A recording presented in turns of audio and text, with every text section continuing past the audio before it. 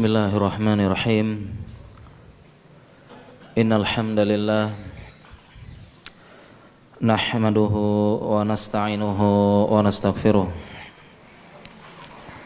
na'udzu billahi min syururi anfusina wa min sayyiati a'malina. May yahdihillahu fala mudhillalah wa may yudlil fala hadiyalah. Asyhadu an la ilaha illallah wa asyhadu anna Muhammadan abduhu wa rasuluhu la nabiyya ba'd.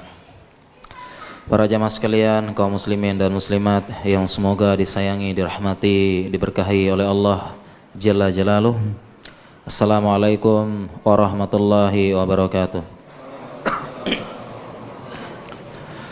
Alhamdulillah, segala puja dan puji kepada Allah, salawat dan salam kepada Nabi Muhammad sallallahu alaihi wasallam. Para jamaah sekalian, di waktu maghrib yang penuh berkah ini, insyaallah kita akan membahas tips menuntut ilmu di tengah kesibukan.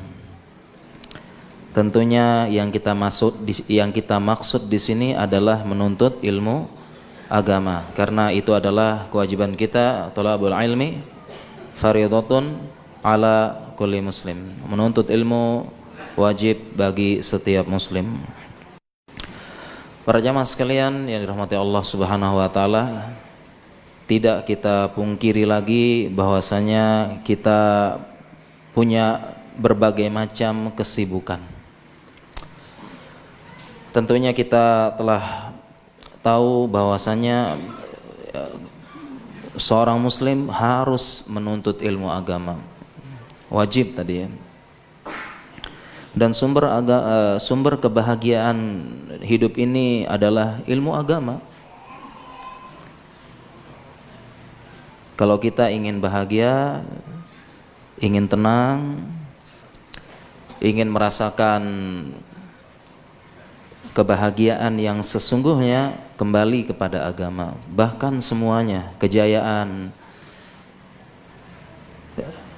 berkahnya negara, kemakmuran, kembali kepada agama. Bagaimana caranya? Dengan cara belajar, menuntut ilmu agama. Dan insya Allah para hadirin, para jamaah di sini sudah tahu semuanya keutamaan menuntut ilmu agama, belajar dan sebagainya. Tetapi ada satu kata sesuai dengan kajian kita, tema kita, kesibukan.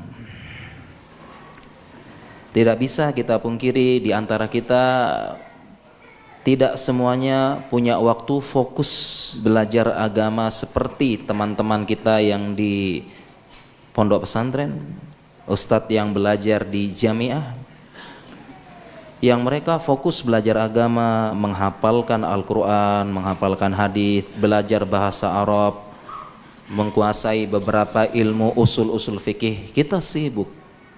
Di antara kita ada yang sibuk belajar, mahasiswa, pelajar. Di antara kita ada yang sibuk bekerja. Di antara kita sibuk bisnis. Di antara kita ada juga ibu rumah tangga, yang kita sama-sama sibuk, memiliki kesibukan. Sehingga tidak jarang kita mendengar kata-kata dari beberapa kawan kita ketika diajak belajar agama, yuk belajar agama, pergi ke kajian, mengikuti kajian rutin, mengikuti kajian online dengan mudah sekarang. Belajar dasar agama yang paling dasar, belajar dari tahsin, memperbaiki qiraah, memperbaiki makharijul huruf, belajar dasar-dasar bahasa Arab agar memahami Al-Quran, hadis, memudahkan menghafalkan doa, belajar dasar-dasar agama, tauhid dan sebagainya. Ketika diajak belajar, alasannya apa?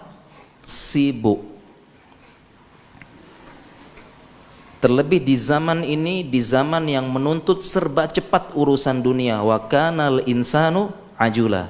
Sesungguhnya manusia terburu-buru, dan disinilah kita zamannya tersebut. Ustadz, mahasiswa zaman now, banyak mahasiswa ya, Mahasiswa zaman now sibuk Ustaz. Tidak seperti zaman dulu, dituntut lulus cepat.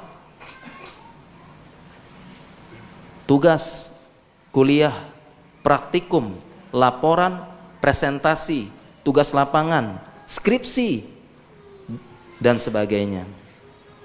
Padahal yang benar Dota, ngegame, PUBG, dan sebagainya. Yang benar sosmed. Demikian juga Ustadz sekarang, pelaku bisnis sibuk Ustadz, sibuk luar biasa. Mencari pekerjaan yang haram saja susah, apalagi yang halal. Katanya sibuk. Bisnis sekarang harus bergerak cepat, harus pantengin online 24 jam. Kalau tidak kesambet tetangga sebelah, pelanggannya harus segera dikejar dengan cepat, peluang diambil dengan cepat. Sibuk kerja sekarang. Sekarang guru sekarang tidak seperti dulu, dituntut sekian jam mengajar supaya bisa sertifikasi. Sibuk. Pekerjaan demikian, bos, bisnis dan sebagainya. Sibuk Ustaz. Insyaallah ya. Tidak sempat untuk belajar agama. Sibuk. Para jamaah sekalian yang dirahmati Allah Subhanahu wa taala, pada malam hari ini mudah-mudahan waktunya cukup, saya akan membagikan beberapa tips-tips yang sebenarnya ini tipsnya para ulama, bukan saya. Membagi waktu di tengah kesibukan, ini tipsnya para ulama, bukan saya. Saya hanya merangkum dan membagikan. Sebenarnya alasan kita sibuk belajar agama merupakan alasan klasik, alasan sejak zaman dulu kala, sibuk, sibuk, dan sibuk untuk belajar agama.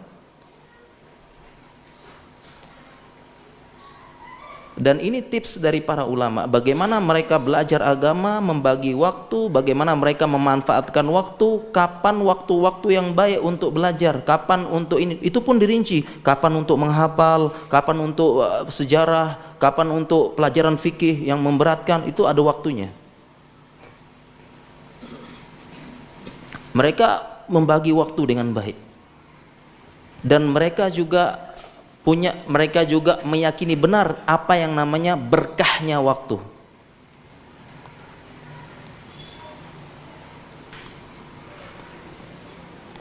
Berkahnya waktu mereka meyakini. Sebagian ulama waktunya berkah.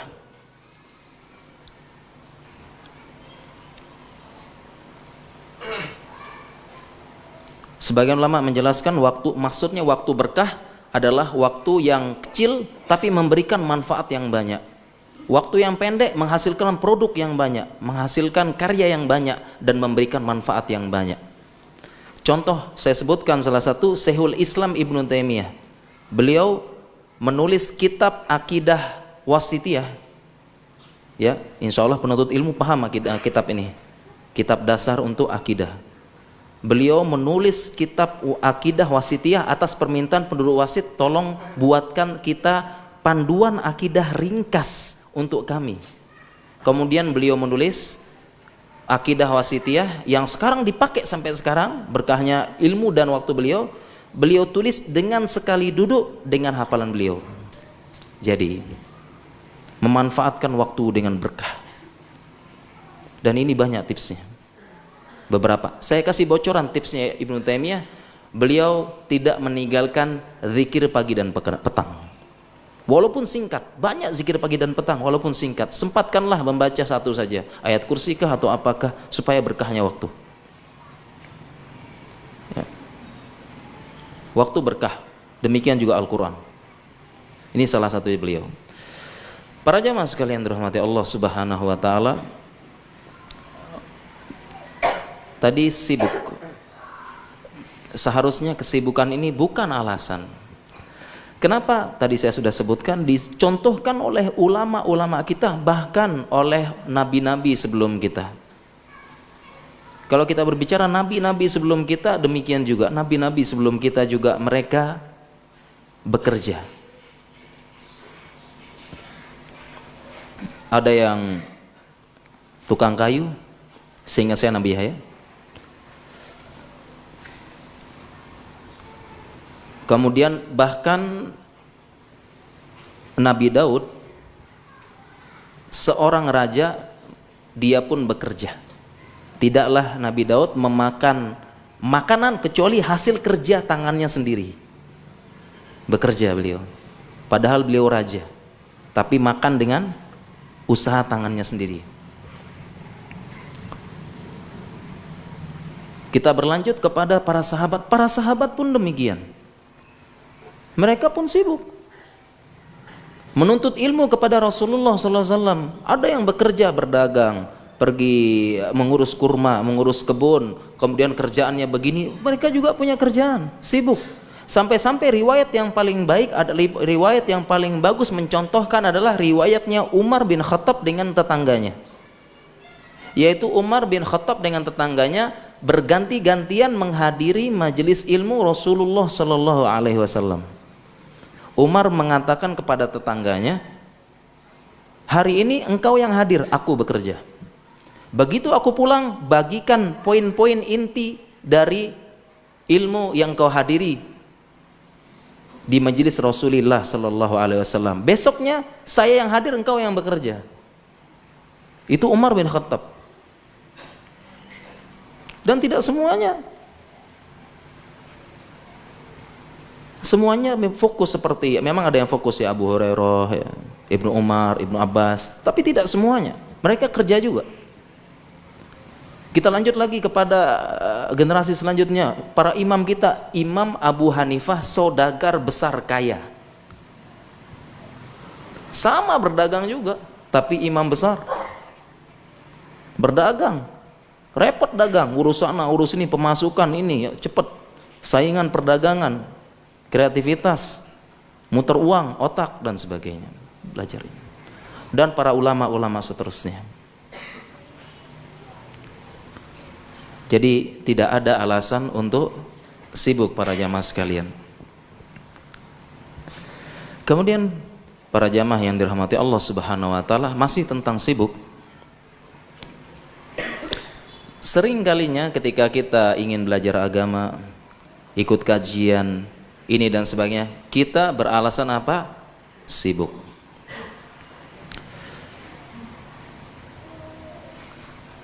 Sebenarnya alasan sibuk ini bukanlah alasan, tetapi sekedar pengalihan. Ya, mohon maaf ya, sebenarnya alasan ngeles sebenarnya sibuk. Karena jawaban aslinya bukan sibuk. Jawaban aslinya adalah maaf, saya tidak minat.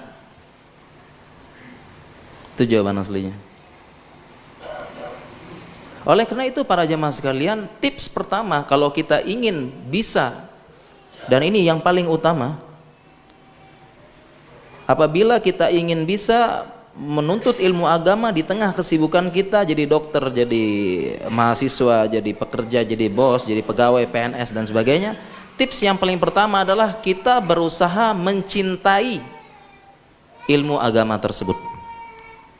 Timbulkan rasa suka, timbulkan rasa senang. Ini yang paling pertama.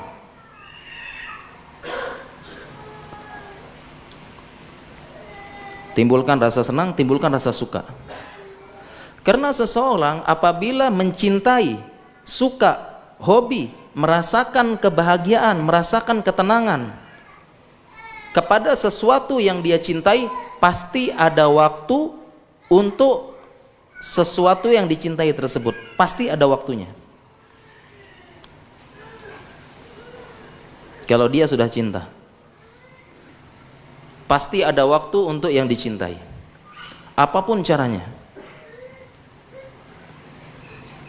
Kalau cinta, pasti menyisihkan waktu, berkorban.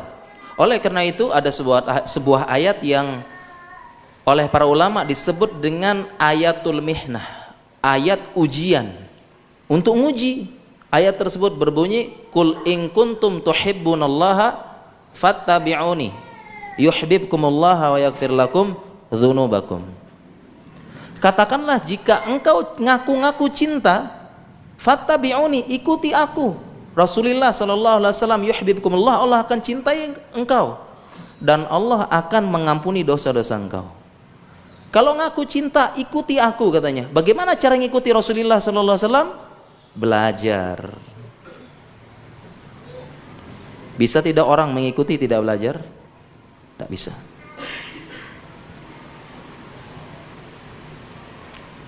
Yang namanya cinta butuh pengorbanan. Ini makanya disebut ayat mihnah, ini ayat ini. Kalau ngaku-ngaku cinta. Sehingga bagaimana caranya? Tips yang paling utama agar kita bisa belajar agama di tengah kesibukan, munculkan rasa cinta, hobi, senang, tentram, dan merasakan kebahagiaan ketika beragama. Sehingga kita butuh senang dan hobi. Dan para jamaah sekalian, kemana lagi kita ingin mencari kebahagiaan kalau bukan dalam ilmu agama? Allah yang menurunkan agama ini, Allah yang lebih tahu bagaimana cara kita berbahagia selamat dunia akhirat di muka bumi. Allah yang lebih tahu. Antum a'lamu amillah. Apakah kalian yang lebih tahu atau Allah? Allah menciptakan langit dan bumi, paling tahu caranya. Dan memang banyak kebahagiaan yang lainnya, banyak. Ini juga bahagia, mereka juga bahagia, mereka juga bahagia. Tetapi kebahagiaan yang semu, kebahagiaan yang sementara, kebahagiaan yang menjebak, dan kebahagiaan yang tidak menenangkan. Kebahagiaan semu, mereka juga bahagia. Jangan kira orang-orang, mohon maaf ya, itu yang di pinggir jalan, itu yang pakai pakaian laki-laki, pakai pakaian perempuan, ya pengen nyawer-nyawer, dia bahagia kok keluar malam-malam. Semua punya kebahagiaan, semua bahagia. Tapi kebahagiaan yang semu, kebahagiaan sebentar, atau kebahagiaan yang menjebak atau disebut dengan istidraj. Walladzina kafaru bi ayatina sanastadrijuhum min haitsu la ya'lamun. Kami akan istidraj, jebak. Allah kasih kenikmatan dunia padahal Allah tidak memperdulikan dia sama sekali. Tunggu sebentar aja. Fatamatta'u qalilan, sebentar. Bagaimana cara bahagia? Ilmu agama. Kenapa kita ini masih keras hati kita, masih cari kebahagiaan di luar ilmu agama? Ilmu agama, belajar. Tumbuhkan dulu keyakinan dan kebahagiaan, manisnya iman, halawatul iman. Kita butuh ilmu agama supaya bisa merasakan kebahagiaan yang sesungguhnya. Manisnya iman dan nikmatnya ilmu. Nikmatnya ilmu, sebagian orang diberikan anugerah nikmatnya ilmu. Sebagian seseorang dulu, kita di kelas, ya ada orang dulu ikut olimpiade matematika. Soal matematika itu seperti makanan yang dia lahap, pusing berjam-jam, dia otak-atik sana, ke utara, ke selatan, kemana otak dia merasakan nikmat. Sedangkan orang yang melihat apa, pusing. Nikmatnya ilmu. Ini yang kita tumbuhkan dulu para jamaah. Nikmatnya ilmu dan kebahagiaan beragama, manisnya iman, ketenangan, kebahagiaan dengan menuntut ilmu agama. Kalau kita sudah merasakan itu semua, kita akan cinta dan kita akan berusaha dan kita akan meluangkan waktu. Sesibuk apapun, kita akan berusaha mencari yang kita cintai. Bagaimanapun bentuknya. Ini yang paling pertama. Para jamaah sekalian harus pernah merasakan manisnya iman, merasakan nikmatnya salat, munajat kepada Allah Subhanahu wa taala, nikmat, merasakan nikmatnya melakukan kebaikan. Itu harus merasakan nikmatnya ilmu, melihat tafsir ulama, keajaiban bahasa Arab, keajaiban dalam Al-Qur'an, nikmat. Ini kunci paling utama. Pasti ada waktu untuk yang dicintai. Bagaimanapun caranya dia akan berusaha. Kita kasih gambaran para jamaah sekalian. Seseorang cinta dengan sepak bola, hobi nonton bola.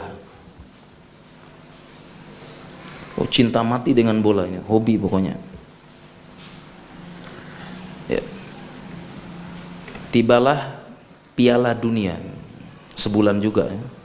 Saingannya Ramadan, sama-sama begadang. Biasanya pertandingan Piala Dunia jam berapa para jemaah? Tengah malam. Ini ceritanya di sini banyak mahasiswa katanya. Ini mahasiswa ya. Ternyata jadwalnya malam hari jam 2 final Piala Dunia. Ternyata besok pagi jam 8 ujian skripsi, ujian akhir. Jangan main-main skripsi. Ya, sebaik-baik skripsi yang tidak menunda resepsi, gitu ya. Ya.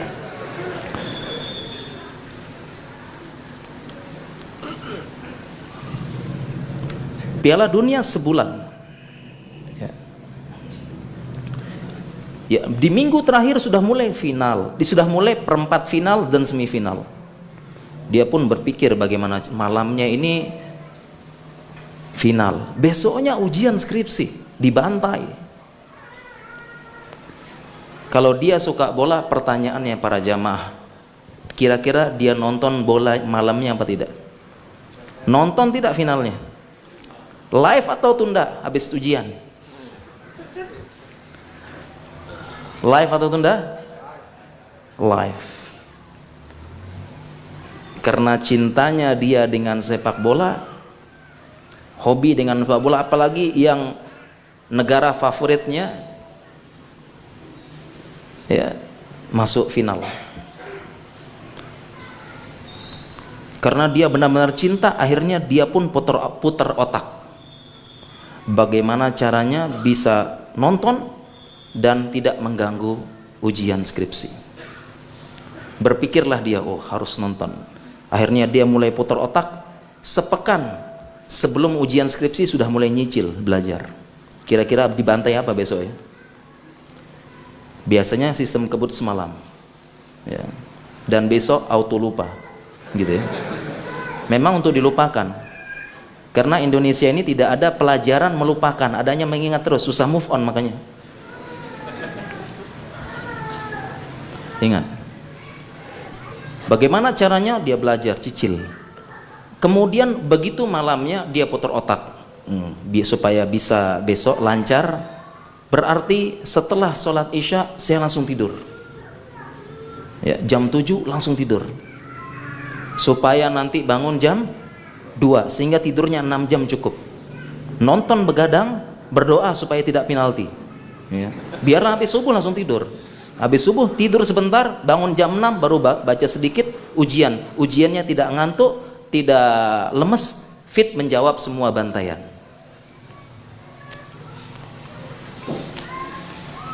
Dari sini para jamaah sekalian dirahmati Allah Subhanahu wa taala, ketika kita sudah cinta, butuh, bahagia dan senang dengan yang kita cintai, maka apapun kesibukannya kita akan putar otak dan menyisihkan waktu untuk yang dicintai. Itulah maksud ayat mihnah tadi. In kuntum tuhibbunallaha fattabi'uni. Jadi ini kunci utamanya para jamaah. Sebenarnya saya tidak perlu jelaskan tips-tips gini-gini, tidak perlu. Kalau sudah cinta pasti dicari, putar otak bagaimana caranya yang dicintai. Sehingga sebagian mahasiswa dia bisa bagi waktu. Kuliahnya tamat, main game Dota tamat juga.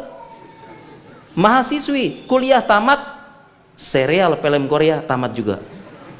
Oh iya, dua-dua tamat. Ya, tamat. Bahkan kalau lagi musim liburan, daurah sehari semalam itu film Korea. Oh ya Allah. Dua-duanya tamat.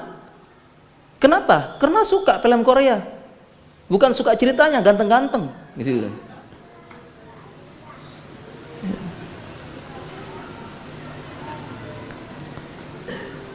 Demikian juga dengan ilmu agama para jamaah sekalian. Kalau sudah cinta, subhanallah, nikmat.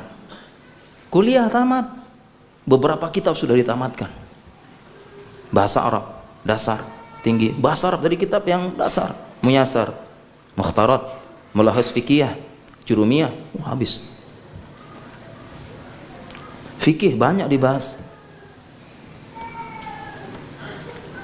Kitab akidah dibahas habis semua.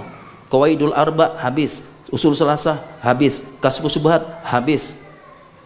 Kitab Tauhid Syekh Muhammad bin Abdul Wahab habis. Akidah Wasitiyah, Akidah Tahawiyah habis. Tadi bahas semua, tamat. Karena merasakan nikmat, faedah, manisnya ilmu dan nikmatnya iman. Pasti ada. Jadi ini kunci paling utama para jamaah sekalian. Kalau tips berbagi, tidak usah pakai tips macam-macam. Kalau sudah cinta pasti dicari. Kalau cinta Al-Quran, mati-matian bela belajar bahasa Arab.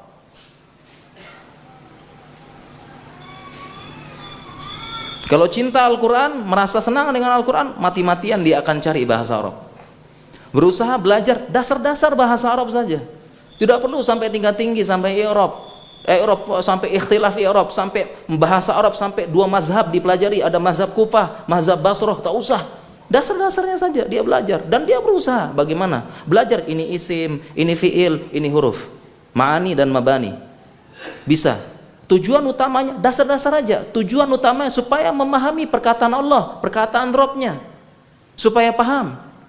Dasar-dasarnya aja belajar. Bagaimana? Dia cari, dia berusaha. Aduh, Ustadz di sini nggak ada, susah di sini. Dia ikut online. Ya. Online juga nggak bisa, dia cari lagi bagaimana, minta belajar private sama temannya, sama seniornya. Bisa. Banyak cara, bukan alasan. Belajar bagaimana bisa mengerti perkataan Allah Subhanahu wa taala. Sangat rugi para jamaah sekalian. Apa mukjizat terbesar kita? Apa? Al-Quran. Al-Quran tersebut mukjizatnya ada pada tata bahasanya, keindahannya. Kenapa begini? Kenapa begini? Kenapa Allah pakai ini dalam Al-Quran? Kenapa Allah pakai lafaz ini? Kenapa Allah pakai lafaz ini? Karena itu ada keindahan, ada maksud, ada makna. Sehingga sangat rugi seorang muslim seumur hidup tidak pernah menikmati mukjizat Al-Quran, mukjizat terbesar dalam hidup seorang muslim. Berusaha dia belajar, apalagi di sini banyak mahasiswa tampang-tampang muda, tidak ada alasan. Belajar dasar-dasarnya, memahami perkataan Allah. Alif lam mim, dzalikal kitabul la raiba fih. Dzalika itu, Alkitab, kitab, la tidak, raiba keraguan, fihi di dalamnya. Insyaallah. Kalau sudah paham, dasarnya aja. Kalau sudah tahu isim, fiil, huruf, kata benda, kata kerja, dan huruf yang punya makna. Berusaha. Bagaimana belajar? Itu kalau sudah cinta. Dia akan berusaha meraih yang dicintai. Bukankah ini kaidah umum kan? Mengaku cinta, mana pengorbanan, mana waktu. Abang jangan gombal aja, gombal ukhti, demi engkau. Lautan kuseberangi, gunung kudaki, bintang-bintang aku petik, bulan aku gendong, serah padamu. Sengat matahari aku tembus. Allah, minum kopi aja panas ditiup kok. Mana pembuktian, mana waktunya? Nggak ada. Jadi para jamaah sekalian, ini tips paling utama, tumbuhkan rasa cinta dulu. Sehingga ini mohon maaf sekali ya, mohon maaf kalau ada bilang ahi, saudaraku, yuk kita ngaji, yuk belajar agama. Afwan ahi, sibuk. Maka ini adalah jawaban diplomatis. Jawaban sesungguhnya adalah maaf, saya tidak minat. Terus terang aja deh, tidak minat. Itu jawaban sesungguhnya. Karena kalau minat, cinta, pasti ada waktu. Akan putar otak, bagaimana caranya bisa? Saya harus bisa bahasa Arab, dasar-dasarnya saja, memahami perkataan Allah, supaya kalau sholat bisa khusyuk. Terlebih bulan Ramadan, kalau imamnya bacaannya panjang, Masya Allah khusyuk. Ya, bukan imam bacaan panjang lomba-lomba. Insyaallah ya. Kode supaya kapok datang sini ya, bukan imam favorit. Imam favorit yang baca triokul. Ini imam favorit ini. Insyaallah. Belajar bahasa Arab, apalagi bahasa Arab adalah bagian dari agama kita. Umar bin Khattab mengatakan, ta'allamul lughatal arabiyyata fa innaha juz'un min dinikum. Belajar bahasa Arab karena bahasa Arab bagian dari agama kalian. Jadi itu para jamaah sekalian terhormati Allah, tips paling utama. Tumbuhkan rasa cinta.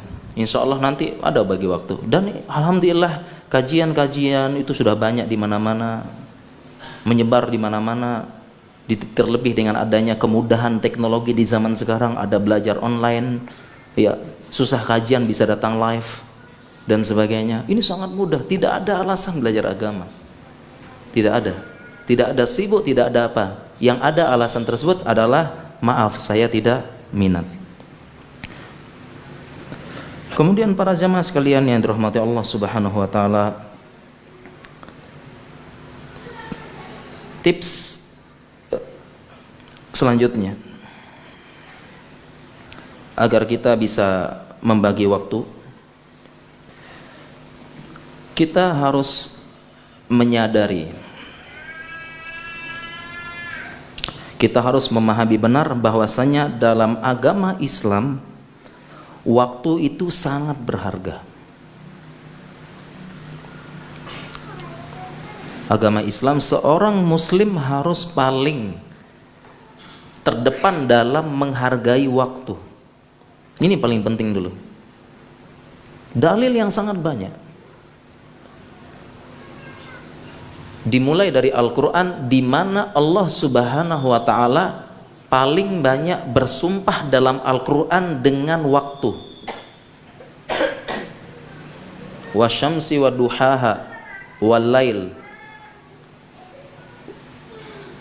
walayalin ashr wal asr.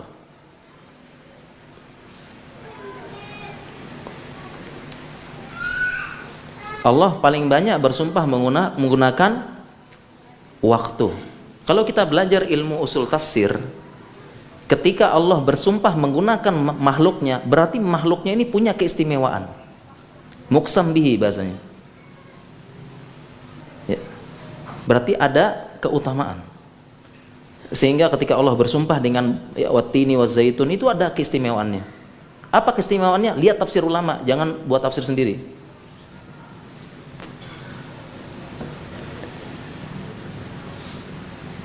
Dan Allah paling banyak bersumpah menggunakan waktu, ini mengatakan bahwasanya seorang muslim harus paling menghormati waktu, dan sangat banyak dalil waktu. Sangat berharga. La tazalu qadama abdin yaumal qiyamati hatta tus'ala an arba. Tidak akan bergeser kaki seorang hamba di hari kiamat sampai ditanya 4 perkara. An umriha fima afnah, an syababiha fima ablah. Tidak akan bergeser sampai ditanya 4 perkara. Apa? Umurnya. Yang kedua, masa mudanya. 2 ini tentang waktu, umurnya dan masa muda. Sebagian ulama mengatakan masa muda takkid, karena umur itu termasuk muda. Ya tidak, umur kan bayi, balita, pemuda, ya, dewasa, parubaya dan sebagainya. Tapi masa muda ditanya 2 kali, dipertanggungjawabkan 2 kali. Sebagian ulama mengatakan takkid, waktu banyak, menghargai waktu. Ini paling penting. Jadi seorang muslim harus menghargai waktu, dan ini pun disepakati oleh semua manusia. Orang Inggris mengatakan time is money. Orang Arab mengatakan al waktu anfasun la ta'ud. Waktu adalah nafas yang tidak kembali. Atau orang Arab mengatakan lagi al waktu kasayf, waktu seperti pedang, banyak. Waktu adalah kesempatan, banyak. Waktu adalah emas dan sebagainya. Dan bahkan rahasia orang-orang sukses, orang-orang hebat, orang-orang besar, rahasianya menghargai waktu. Seharusnya muslim yang paling berhak. Sampai-sampai ada orang terkenal dunia, orang-orang tokoh-tokoh terkenal dunia, ditanya kenapa pakaiannya itu-itu saja. Kalau keluar pakaiannya itu-itu saja modelnya, ya. Contohnya yang punya sosmed terbesar gitu ya, pakaiannya itu-itu saja. Terus yang menemukan apa, Microsoft atau siapa itu ya, pakaiannya itu saja. Kenapa ditanya? Iya, ini menghemat waktu saya, tidak perlu mikir-mikir pakai baju apa, langsung ambil. Rahasia orang-orang hebat.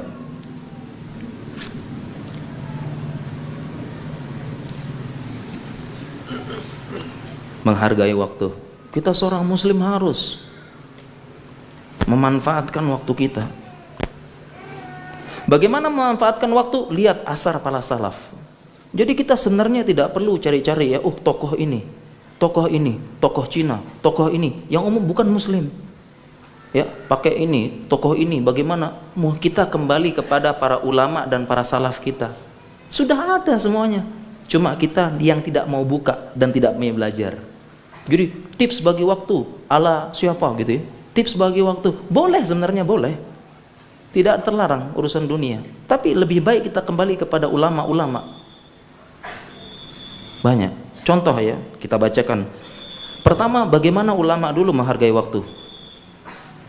Mereka apabila melalui waktu, melewati waktu, kemudian waktu tersebut tidak bermanfaat bagi dia dan bagi orang lain, timbul perasaan menyesal. Timbul perasaan menyesal. Sebagaimana athar dari Ibnu Mas'ud saya bacakan, "Ma nadimtu ala syai'in nadami." Saya tidak pernah menyesal dengan suatu bentuk penyesalan. Ala yaumin, pada suatu hari, gharabat syamsuhu, telah tenggelam matahari. Wa naqasa fihi ajali, waktuku berkurang. Walam yazid fihi amali, dan tidak bertambah amalku. Jadi Ibnu Mas'ud, saya menyesal kalau waktu berlalu tidak nambah amal, tidak ada kebaikan, tidak ada manfaat bagi saya, menyesal. Inilah seorang muslim. Jadi ketika dia barusan melalui waktunya tanpa manfaat apa, dia menyesal, merasa bersalah. Bukan santai-santai, tenang-tenang, gembira, tidak merasa bersalah, bukan, tapi merasa bersalah. Contoh paling sering adalah ketika kita sedang main sosmed. Sosmed ini pembunuh waktu. Kita bahas kayaknya besok ya. Tidak terasa scroll, komen sana, komen sini, apalagi di grup poligami, gitu ya. Tidak terasa, subhanallah, sejam 2 jam ngobrol-ngobrol tidak jelas, tidak ada faedahnya. Komentar sana, komentar sini.